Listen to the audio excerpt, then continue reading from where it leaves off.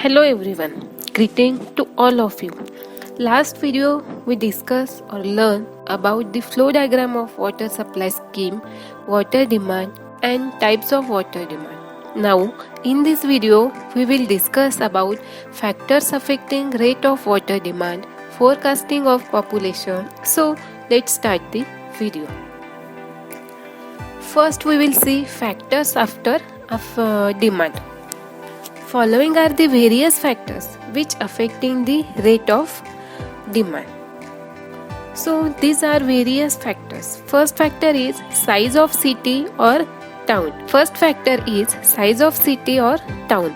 This factor is affects the rate per capita water demand because large quantity of water is needed for street washing, maintenance of park and gardens, etc. Okay. The second factor is cost of water. This factor is directly affects the rate of water demand because if cost of water is more, then less quantity of water can be used.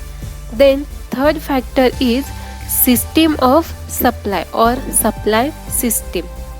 If supply of water is continuous, then more unwanted quantity of water is being used by consumer.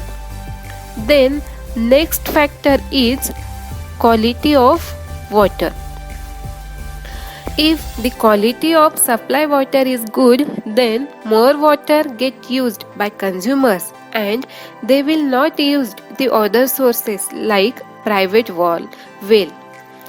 Okay, then next factor is climatic conditions. In summer season, more water is used for bathing, gardens, etc. But in cold climate, that is in winter season, less quantity of water is used as compared to summer. Then next factor is metering system. When the supplies are charged by meter, then use of water is less. And then the next factor is pressure in distribution system. If pressure in distribution system is high, then use of water is more. Okay. Then our next factor is sanitation system. Flush system in sanitation consume more water than old conservation system of latrines. And then last factor is living standard. Higher living standard of people increases the rate of water demand. Hence, living standard also affect the rate of water demand. So, these are the various factors which may affect the rate of water demand. Then, the next point we will see is variations in water demand. Variations means what? The per capita demand is the average consumption of the year. Per capita demand never remains constant throughout the year and it may vary from year to year, from season to season, from month to month, from day to day and even from hours to hours. These fluctuations of variations of water is called as variations in rate of water demand. These variations are expressed in percentage of the yearly average daily consumption. Then these are the various variations of water demand. Variations of water demand can be classified under the following heads. First, seasonal variation, then second one is monthly variation and third one is daily hourly variation. We will see one by one. First one is seasonal variation.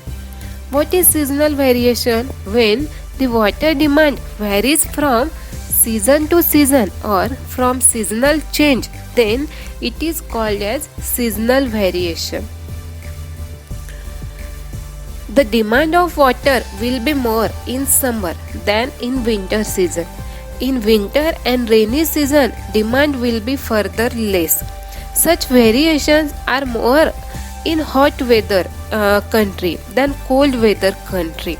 It is called as seasonal variation. Then second is monthly variation. When need of water demand changes month to month, then it is called as monthly variation. Water demand increases in month of April, May and June in metro cities, town and hill station because people visit such places to enjoy their holidays. Okay, then next variation is daily and hourly variation. In this, when the water demand varies from day to day and hour to hour, then it is called as daily and hourly variation. This factor is depends on various factors such as consumers, type of area, that is industrial or commercial area. The consumption of water will be more on holidays as compared to other days. The peak demand is in the morning from 6 am to 12 pm and evening from 6 pm to 10 pm. There is less consumption of water from 11 pm to 5 pm. So these are the variations of water demand, depends upon the season to season, month to month and day to day or hour to hour.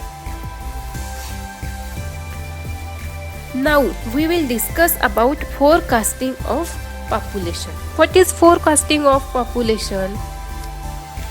The method of determining the future population based on the present and previous year population by considering the statistics of census records used to design of water supply and wastewater works is called as forecasting of population. That means a water supply scheme includes huge and costly structures which cannot be replaced or increased in their capacity easily and conveniently.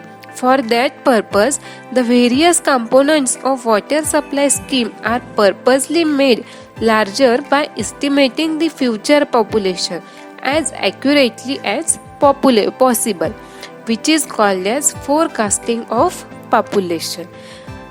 So, purpose of forecasting of population is to design water supply scheme. The forecasting of population is must and it is necessary to estimate the future population of a city or town at the end of design period. These are the methods of forecasting of population. First one is arithmetical increase method, geometrical increase method, incremental increase method, decreasing rate of growth method, then simple graphical method, then comparative graphical method, and last one is logical curve method. We will see one by one. First method is arithmetical increase method. This method gives low results as compared with other methods. In this method, the increase in population per unit time, that is decade, is assumed to be constant. The increase in the population is taken as the average increase in the last 2 or 3 years. So, it is most easy and simple method of population forecasting. This method is most suitable when the design period of a city is small and city is old. Future population after n decades is given by capital Pn is equals to capital P plus Ni, where capital Pn is equals to future population after n decades. Decades mean 1 decade is equals to 10 years. Okay, then capital P is equals to present population, small n is equals to number of decades, and small I is equals to growth rate of population per decade. Then our second forecasting method is geometrical increase method.